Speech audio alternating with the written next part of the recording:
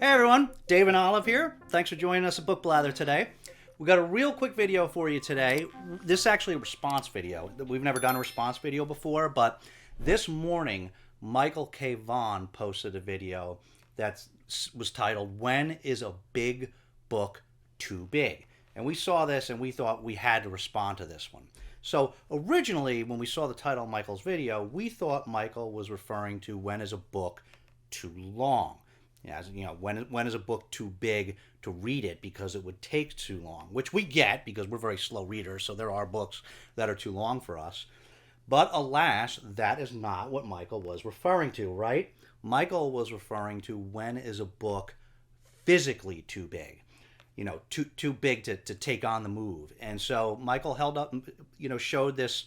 It was called The Monster Hellboy, I think, which was indeed a humongous book, and a couple other really big books, to illustrate when a book is too big to take it with you somewhere. For example, if you're going to the doctor's office, a book that's too big because it's too heavy and it's cumbersome to read when you're on the go, and maybe people would look at you a little funny in the doctor's office lobby.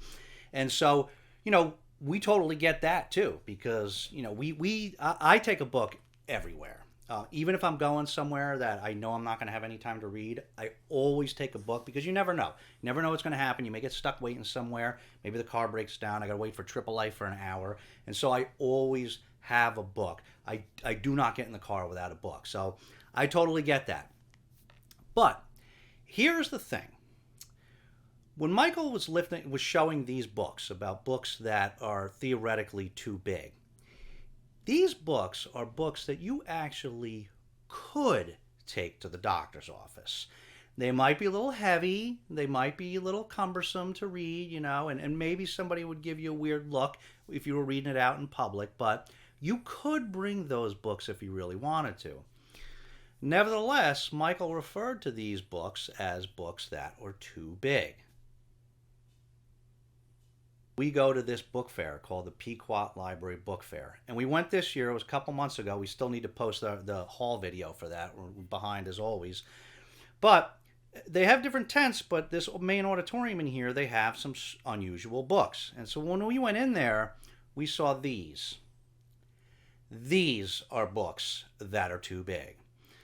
As you can see, these books are humongous. These books you cannot bring to the doctor's office, and these books you would actually can't hold and read them. You need to lay them down to turn the pages and read the book. So these books, I was actually thought for a second that maybe I would get one just as a novelty because it's so big. I don't know why anybody would make books these big, but anyway, I can get if I got one. I think they were too expensive, and my wife would kill me if I brought a book home that big because there's nowhere to put it. So, but that is the answer to your question, Michael. Those are books that are too big. So Michael's video is linked below. Go check it out. Thanks so much for watching. As always, guys, take care of yourselves and each other, and we'll see you next time.